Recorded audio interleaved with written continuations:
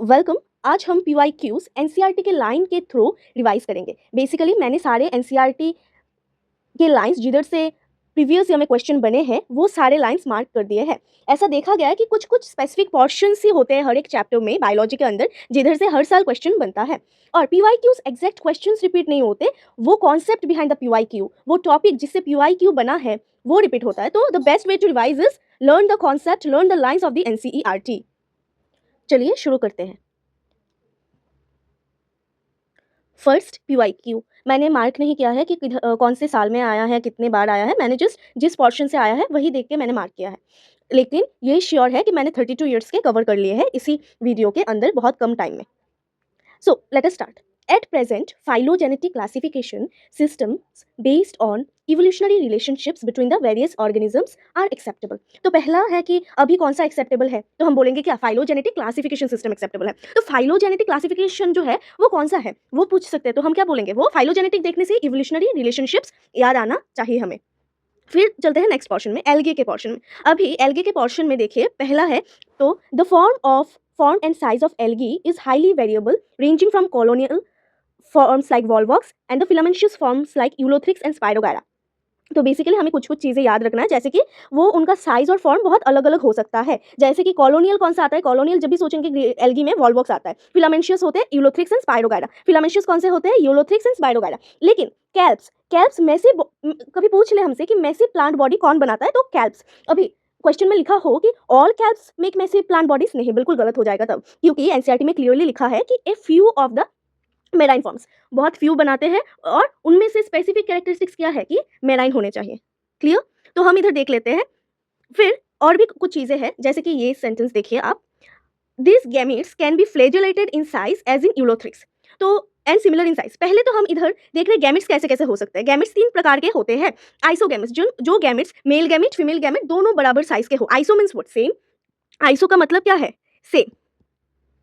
तो आइसोगैमेट्स में अभी फ्लैजेलेटेड हो सकता है। फ्लैजेलेटेड मतलब क्या, जो मूव कर पाएंगे, मोटाइल होंगे, तो उसमें से फ्लैजेलेटेड जब बोलेंगे यूलोथ्रिक्स आएगा, याद रखना पड़ेगा। नॉन फ्लैजेलेटेड जो मूव नहीं कर पाएंगे वो स्पाइरोगायरा होगा आइसोगैमेट्स के अंदर। एनाइसोगैमेट्स मतलब, एनाइसो मतलब क्या होता है, एनाइसो जब भी वर्ड आएगा हमें टर्म समझना पड़ेगा। एनाइसो मतलब डिफरेंट है, एनाइसो मतलब डिफरेंट है। तो एनाइसोगैमस में एग्जांपल आता है यूडोरिना। oogamous में एग्जांपल आता है oogamous। oogamous मतलब female bigger in size, non motile, और मेल छोटा रहेगा और आएगा फीमेल के पास, जैसे कि हमारे में भी होता है जैसे बेसिकली। हाँ, तो वो बॉलवॉक्स एंड फ्यूकस। तो हम देख लेते हैं क्या लिखा है एनसीईआरटी ने। This gametes can be flagellated and similar in size, जैसे कि यूलोथ्रिक्स में हमने पहले पता कर लिया था। फिर non flagellated but similar in size as in Spirogyra. Such reproduction is called isogamous, fusion of two gametes dissimilar in size as in species of Eudorina। हमने डिफरेंट होगा तो एनाइसोगैमस, और एग्जांपल क्या होगा, यूडोरिना। ऐसे मेरे साथ आप याद करते रहिए तो सारा कुछ याद हो जाएगा। Fusion between one large non motile female gamete, static मतलब क्या, एक जगह पे रहेगा, वो मूव नहीं करेगा। और smaller motile male gamete is termed as oogamous। oogamous किस में होता है, वॉल्वॉक्स एंड फ्यूकस में होता है। नेक्स्ट हम देखते हैं नेक्स्ट PYQs कहाँ से आए हैं। नेक्स्ट देखते हैं हम, तो एल्गी जो है वो इंक्रीज करते हैं level of dissolved oxygen in their immediate environment. वो क्यों, क्योंकि वो जनरली फोटोसिंथेटिक होते हैं। तो फोटोसिंथेटिक मतलब वो फोटोसिंथेसिस करेंगे। अगर वो फोटोसिंथेसिस करते हैं, और हमें पता है फोटोसिंथेसिस में ऑक्सीजन रिलीज होता है, तो इसी कारण से दे ऑक्सीजन रिलीज करके they increase the level of dissolved oxygen उनके बाहरी एनवायरनमेंट में। नेक्स्ट जो है वो है पोरफाइरा लेमिनेरिया सार्गाज्म। तो हमारे एल्गी में specifically marine algae, not all algae, marine algae food, ऐसे 70 स्पीशीज है मेराइन एल्गीज में से जो कि food in the form of food use होता है। और उसमें से जो दो एग्जाम्पल PYQs में आए हैं वो है लेमिनेरिया और सार्गाज्म। लेकिन पोरफाइरा भी एक एग्जाम्पल है। इन तीनों के स्पीशीज फूड में आते हैं, फूड के यूज में आते हैं। फिर आता है ब्राउन एल्गी में एल्जिन और ग्रेड एल्गी में काराजिन। ये सब कॉमर्शियली यूज होते हैं। देन कम्स अगर बहुत बार आ चुका है, ये कमर्शियल प्रोडक्ट है, कहाँ से ऑब्टेन्ड है, जेलिडियम ग्रासिलेरिया। क्या आप बता सकते हैं कि जेलिडियम ग्रासिलेरिया कौन से एल्गी में आता है, तो जेलिडियम ग्रासिलेरिया रेड एल्गी में आता है। क्या आपको सारे एग्जाम्पल्स याद है, और नहीं तो मैं एक 2 मिनट्स का वीडियो में सारे एग्जाम्पल जो बहुत ही बिखर कर एनसीईआरटी में दिया गया है वो एक जगह कंसाइज कर सकती हूँ प्लांट किंगडम के। आप अभी, हालांकि मेरा अकाउंट बहुत नया है तो I know that no one will watch it, तो मैं खुद से ही कर लूँगी। मैं मान के चलूँगी कि आपको ज़रूरत है और मैं खुद से ही कर लूँगी। तो back to the point, Chlorella, a unicellular algae rich in proteins is used as a food supplement even by space travellers. तो यूनिसेलुलर क्लोरेला ग्रीन एल्गी में आता है, वो बहुत रिच होता है प्रोटीन में, इसीलिए वो स्पेस ट्रैवलर्स में स्पेस ट्रैवलर्स के द्वारा फूड सप्लीमेंट जैसे यूज होता है। Let us also understand next thing. क्या आपको पता है ग्रीन एल्गी को हम क्या बोलते हैं? क्लोरोफाइसिए। फियोफाइसिए होता है ब्राउन एल्गी और रेड एल्गी रोडोफाइसिए। ये बहुत इंपॉर्टेंट है। Let us go move forward, है ना। तो नेक्स्ट टॉपिक में चलते हैं। देखिए ये टेबल में ही सारा कुछ आ जाएगा। ये टेबल बहुत ही इंपॉर्टेंट है, आपको इस टेबल को एकदम याद करना है। बेसिकली कंसाइज वे में जो जो ऊपर लिखा हुआ है वो आ जाते हैं। क्लोरोफाइसिया, फियोफाइसिया, रोडोफाइसिया। अभी उनमें मेजर पिगमेंट्स कौन से हैं? ऐसे ए बी सी डी, है ना। तो फर्स्ट आता है ग्रीन एल्गी। ग्रीन एल्गी में ए बी होंगे। ब्राउन एल्गी में ए होगा और बी के बाद सी होगा। रेड एल्गी में कौन सा हो सकता है?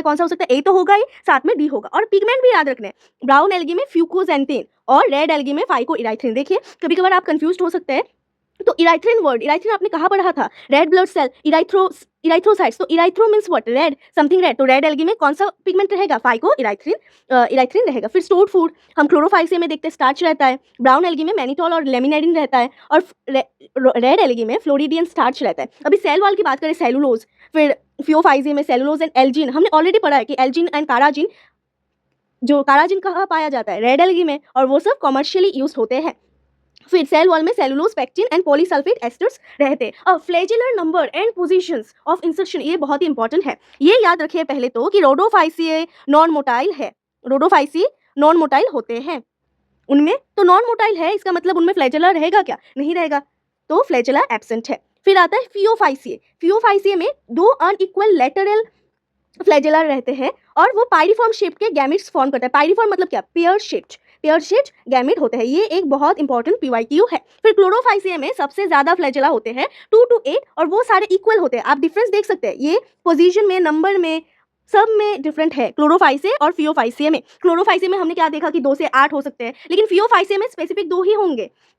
फिर क्लोरोफाइसिया में हमने देखा कि इक्वल हो सकते हैं और फियोफाइसिया में अनइक्वल है। फिर पोजीशन देखिए, क्लोरोफाइसिया में एपाइकल और फियोफाइसिया में लैटरल पोजीशन। और हम ये भी जान गए हैं कि गैमेट्स जो होते हैं ब्राउन एल्गी के, वो पायरिफॉर्म शेप्ड होते हैं, जो कि और एक पीवाईक्यू है। हैबिटेट आप देख सकते हैं, खुद से देख लीजिए, ज्यादा कुछ डिफरेंस नहीं है।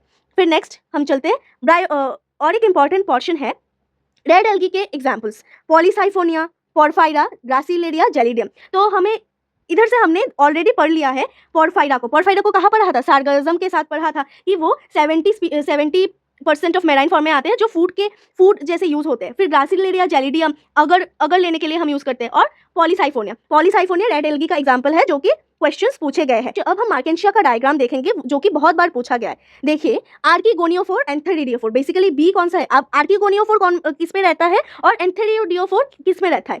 तो एंथेरिडियोफोर, इससे एंथर आपको याद है कि अपने क्लास 12 या लोअर क्लासेस में भी एंथर पढ़ा था। एंथर कौन सा पार्ट है? मेल गैमेट का पार्ट, मेल रिप्रोडक्टिव पार्ट है, तो ये मेल है। और आर्किगोनियोफोर जो कि एक फूल फ्लावर जैसा दिख रहा है, वो फीमेल है।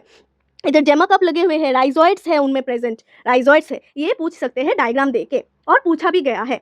फिर हम देखते हैं नेक्स्ट पॉइंट, जैसे कि ब्रायोफाइट में हमने क्या पढ़ा था? स्फेग्नम पढ़ा था। अब स्फेग्नम कौन से एग्जाम्पल में आया?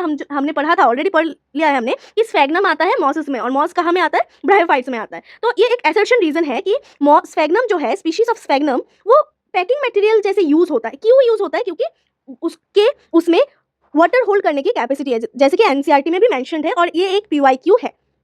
Species of sphagnum a moss provide peat that have been used as fuel. Fuel जैसे यूज होता है। फिर as packing material for transshipment. क्यों? वाई? क्योंकि उनके अंदर कैपेसिटी है to hold water, that's it. अब लीवरवर्ट्स में पहले समझिए एग्जाम्पल ऑफ लीवरवर्ट। एग्जाम्पल कौन सा है? मार्केंशिया, हमने पहले ही पढ़ लिया है, याद भी कर लिया है। अभी जेमा कप, जेमा जो है वो पहले तो समझते हैं वो ग्रीन है या नॉन ग्रीन है। याद रखिए जेमा है ग्रीन, और वो यूनिसेलुलर है या मल्टी सेलुलर है? वो मल्टी सेलुलर होते हैं। ये स्पेसिफिक चीजें हमें याद रखना पड़ेगा। सेक्सुअल या एसेक्सुअल बर्ड्स होते हैं? नहीं, वो एसेक्सुअल बर्ड्स होते हैं। ये तीनों पॉइंट्स जेमा के लिए बहुत इंपॉर्टेंट है। अभी वो कहाँ पे लोकेटेड होते हैं? वो स्मॉल छोटे छोटे रिसेप्टिकल्स, रिसेप्टिकल्स मतलब क्या? लीफ लाइक स्ट्रक्चर जेमा कप में प्रेजेंट होते हैं। और जेमा कप कहाँ प्रेजेंट होता है? थाली में प्रेजेंट होता है। अब थाली या थैली जो भी हो, वो हमने ऑलरेडी देख लिया है इस डायग्राम में। ये जो जेमा कप्स प्रेजेंट है, जिसमें इसको हम क्या बोलते हैं? ये जो पोर्शन है, ये ही है थाली या थैली। देन नेक्स्ट है मॉसेस के अंदर। मॉसेस के अंदर हमें दो इंपॉर्टेंट, बहुत सारी चीजें लिखे हुए हैं, लेकिन दो इंपॉर्टेंट जहां से हर वक्त पीवाईक्यूज बनता है, वो है फर्स्ट स्टेज है प्रोटोनिमा स्टेज, और प्रोटोनिमा स्टेज किससे बनता है? प्रोटोनिमा स्टेज डायरेक्ट स्पोर से बनता है। नेक्स्ट है सेकंड स्टेज, वो है लीफी स्टेज। अभी लीफी स्टेज किससे बनता है? वो सेकेंडरी प्रोटोनिमा से बनता है। और कैसे बनता है? लेटरल बर्ड्स से। कैसे बनता है? As in the form of lateral buds. ये दो स्टेटमेंट बहुत इंपॉर्टेंट है। और नेक्स्ट एक important line, very very important line आपको 2 बार याद करना पड़ेगा कि 2 बार बोलिए कि स्पोरोफाइट जो है वो मॉसस में ज्यादा इलाबोरेट है लिवरवर्ट से। आपको कंफ्यूज करने के लिए वो the sporophyte in liverwort is more elaborate than in mosses, ये गलत स्टेटमेंट है। आपको हमेशा याद रखना है कि मॉसस जो है वो मोर इलाबोरेट है, more elaborate in the sense more developed है। फिर आते हैं टेरिडोफाइट्स। टेरिडोफाइट का ये स्टेटमेंट बहुत इंपॉर्टेंट है, they are the first terrestrial plants to possess vascular tissues. तो वस्कुलर टिश्यू पहले कौन से प्लांट में पाया गया है? टेरिडोफाइट्स में। अब स्ट्रोबाइली और कोन्स, बेसिकली स्पोरोफिल्स जो है वो किसी टेरिडोफाइट्स में डिस्टिंक्ट कॉम्प्लेक्स स्ट्रक्चर्स बनाते हैं और उनके 2 एग्जाम्पल हमारे एनसीईआरटी में दिए गए हैं। वो क्या है? सेलिजेनेला, इधर लिखा है सेलिजेनेला एंड इक्विसीटम। फिर देखते हैं 2, ये डायग्राम्स बहुत इंपॉर्टेंट है। देखिए ये टेरिडोफाइट्स के एग्जांपल है, सेलिजेनेला, इक्विसीटम, फर्न है साल्विनिया। देखिए साल्विनिया, ये है साल्विनिया, ये है फर्न्स हमने बहुत कॉमन है, हमने देखा ही होगा। फिर आता है सेलेजिनेला और फिर इक्विसीटम। अभी इक्विसीटम थोड़ा खास है, तो पूछ सकते हैं आपको presence of nodes and internodes in pteridophyte हम कहाँ देखते हैं? तो हम बोलेंगे इक्विसीटम। अगर बोले स्ट्रोबाइलस कहाँ देखते हैं? तो ये भी इक्विसीटम में ही देखते हैं। नेक्स्ट देखते हैं, वो हेटेरोस्पोरस, टेरिडोफाइट्स में हेटेरोस्पोरस भी होते हैं, होमोस्पोरस भी होते हैं। हेटेरो मतलब क्या? हेटेरो मतलब डिफरेंट मतलब अलग अलग स्पोरोफिल्स बनते हैं। और फिर नेक्स्ट हम देखते हैं हेटेरोस्पोरस। हेटेरोस्पोरस के एग्जांपल बहुत इंपॉर्टेंट है, मैं आपको बता देती हूँ कि टेरिडोफाइट्स में होमोस्पोरस भी हो सकते हैं, हेटेरोस्पोरस भी हो सकते हैं। होमो मतलब क्या है? आपको पता ही होगा, होमो मतलब सेम। तो सेम तरह के स्पोर्ट्स भी हो सकते हैं या फिर डिफरेंट तरह के स्पोर्ट्स हो सकते हैं। एनसीईआरटी ने बोला है डिफरेंट स्पोर्ट्स मतलब हेटेरोस्पोरस के 2 example, S and S, Selaginella and Salvinia. इधर लिखा ही है सेलिजेनेला एंड साल्विनिया। फिर जिधर से सबसे ज्यादा क्वेश्चंस बनते हैं वो है टेरिडोफाइट्स के 4 क्लासेस। मैच द फॉलोइंग के फॉर्म में हमेशा क्वेश्चंस बनते हैं, मैच द फॉलोइंग के फॉर्म में हमेशा क्वेश्चंस बनते हैं। आप याद रख लेना 4 क्लासेस, सिलोटर्म, लाइकोप्सीडा, स्फिनोप्सीडा, टेरोप्सीडा। बेसिकली अगर आपको ये भी याद है तो आपको इजीली याद रहेगा कि कौन से एग्जांपल उनके अंदर आते हैं। सिलोप्सीडा, सिल पहले है तो सिलोटर्म। आप बोलेंगे लाइकोप्सीडा का बता दीजिए, ये एस है और ये एल है। लाइकोपोडियम, जब भी लाइकोपोडियम आएगा याद रखना, और एक भी है वो एस से आएगा और वो है सेलेजिनेला। फिर स्फिनोप्सीडा बहुत ही अलग कुछ है, वो आएगा ई से, और ये इक्विसीटम, ई और एस से आएगा इक्विसीटम। फिर टेरोप्सीडा में ही 3 प्रकार के आ रहे हैं। फिर देखिए टेरो, तो एक आएगा टेरिस, और ये पीछे से देखिए एडी, तो ये एडियंटम, और एक आएगा डी से ड्रायोप्टेरिस। आपको ये याद हो जाएंगे। और एक बहुत इंपॉर्टेंट स्टेटमेंट है, the development of the zygote into young embryo takes place within the female gametophytes. This event is the precursor to seed habit considered an important step in evolution. तो हम सब सोचते हैं कि शायद जब seed habit की बात आती है तो वो जिम्नोस्पर्म से ही शुरू हुआ है, लेकिन जब हम प्लांट किंगडम अच्छे से पढ़ते हैं तो प्रिकर्सर टू सीड हैबिट हमेशा याद रखना, प्रिकर्सर इज टेरिडोफाइट। जिम्नोस्पर्म में ओव्यूल्स कवर्ड नहीं होते क्योंकि फिर एक्सपोज रहते हैं both before fertilisation and after fertilisation. ये प्लांट का नाम हमें बहुत अच्छे से याद रखना है, Sequoia. Sequoia one of the tallest tree species है। वो सिकोवा कौन सा आता है? रेडवुड आता है, ठीक है, रेडवुड ट्री है। और कभी कभार सिकोवा देखिए अगर हम बोलते हैं एंजियोस्पर्म, नहीं, वो एंजियोस्पर्म नहीं है, वो जिम्नोस्पर्म होते हैं। नेक्स्ट स्टार्ट करते हैं साइकस पाइनस, जो कि बहुत इंपॉर्टेंट पोर्शन है, ठीक है। तो साइकस और पाइनस, ठीक है, तो आपको याद रखना है साइकस होते हैं अनब्रांच्ड और पाइनस होते हैं ब्रांच्ड। तो कौन सा ब्रांच्ड है? पाइनस, और साइकस है अनब्रांच्ड। अभी सेम और डिफरेंट ट्री। साइकस में देखिए सी एंड डी, देखिए साइकस आप ऐसे याद रखते हैं, साइकस में से मेल और फीमेल अलग अलग ट्री में होते हैं। डी है तो सी के बाद ही डी आता है, तो आप ऐसे याद रख सकते हैं साइकस हमेशा डिफरेंट ट्री में होते हैं, मेल एंड फीमेल, और पाइनस में सेम ट्री में ही होते हैं। फिर आता है कॉलेडॉइड रूट्स एंड माइकोराइजा। अभी देखिए साइकस सी और कॉलेडॉइड भी सी ही है, तो साइकस में कॉलेडॉइड रूट्स रहते हैं और पाइनस में माइकोराइजा रहते हैं। अब हम पढ़ लेते हैं कि देखिए roots in some genera have fungal association in the form of mycorrhiza. अभी माइकोराइजा ये पाइनस में ही होगा, while in some other Cycas small specialised called coralloids. See है तो साइकल्स में होगा with N two fixing cyanobacteria, ठीक है। फंगल एसोसिएशन जो होगा वो पाइनस में होगा, और साइकल्स में क्या होगा हमारा? नाइट्रोजन फिक्सिंग बैक्टीरिया के साथ कॉलेडॉइड्स रूट का एसोसिएशन। फिर द स्टेम्स आर अनब्रांच्ड और ब्रांच्ड। अब हमने याद कर लिया है कि अनब्रांच्ड होता है साइकल्स में और ब्रांच्ड होता है पाइनस और साइट्रस में, ठीक है। और the leaves may be simple और कंपाउंड इन साइकल्स, ये बहुत इंपॉर्टेंट है। साइकल्स में पाइनेट लीव्स होते हैं जो कि फ्यू ईयर्स तक रहते हैं, फिर in conifers the needle like leaves reduce the surface area, their thick cuticle and sunken stomata also help to reduce water loss. उनके नीडल लाइक लीव्स होते हैं जो सरफेस एरिया को कम करते हैं, जिससे वो ज़्यादा सनलाइट के अराउंड नहीं आते और फोटोसिंथेसिस के थ्रू और ट्रांसपिरेशन के थ्रू वाटर लॉस बहुत कम होता है। नेक्स्ट आता है सेम ट्री और डिफरेंट ट्री। हमने ऑलरेडी बता दिया, हम फिर से रिवीजन कर लेते हैं कि सेम ट्री कौन से में होता है, पाइनस में होता है, और डिफरेंट डी के पहले आता है सीड, और साइकर्स में हम देखते हैं कि अलग अलग ट्री में मेल एंड फीमेल होते हैं। अब एक एग्जाम्पल है, इधर देख लीजिए ये एग्जाम्पल। अभी गिंको एक जिम्नोस्पर्म होता है जो कि लिविंग फॉसिल के नाम से जाना जाता है। अभी आपको पूछ सकते हैं ये ढक के ये हटा के कि कौन सा लॉन्ग शूट है कौन सा ड्वार्फ शूट है, आप देख के भी बता सकते हैं ये ड्वार्फ है ये लंबा है तो ये लॉन्ग शूट है, और ये जो है अभी बोल सकते हैं कि ये सीड्स है कि फ्लावर्स है, या और कुछ नाम दे दिया तो ये सीड्स है, फ्लावर्स नहीं है। फिर अब देख लीजिए in gymnosperm the male and female gametophyte do not have independent free living existence। अभी हम सोच सकते हैं जैसे जैसे एल्गी, टेरिडोफाइट, ब्रायोफाइट, फिर एल्गी, ब्रायोफाइट, टेरिडोफाइट जिम्नोस्पर्म में जाता है तो वो इवॉल्व होते हैं और वो ज़्यादा इंडिपेंडेंट होते हैं, ऐसा हम सोच सकते हैं। लेकिन ये गलत सोच है, क्योंकि जैसे जैसे प्लांट्स इवॉल्व हुए हैं वो इंडिपेंडेंट से डिपेंडेंट बन गए हैं। ठीक है, तो unlike bryophyte and pteridophyte in gymnosperm male and female gametophyte do not have an independent free living existence. वो स्पोरेंजिया के अंदर ही स्पोरोफाइट में रहते हैं। तो अगर हम बोले कि in pteridophyte they do not have independent free living existence, तो क्या ये सही स्टेटमेंट होगा? नहीं, क्योंकि इधर ऑलरेडी बताया गया है, हालांकि उधर कुछ डायरेक्टली नहीं बताया गया होगा, फिर भी इधर क्लियरली लिखा है अनलाइक ब्रायोफाइट एंड टेरिडोफाइट, है ना, उनमें इंडिपेंडेंट फ्री लिविंग गैमेटोफाइट्स होते हैं लेकिन इधर नहीं होते हैं। विद दिस हमने पूरा कंप्लीट कर लिया सारे PYQs।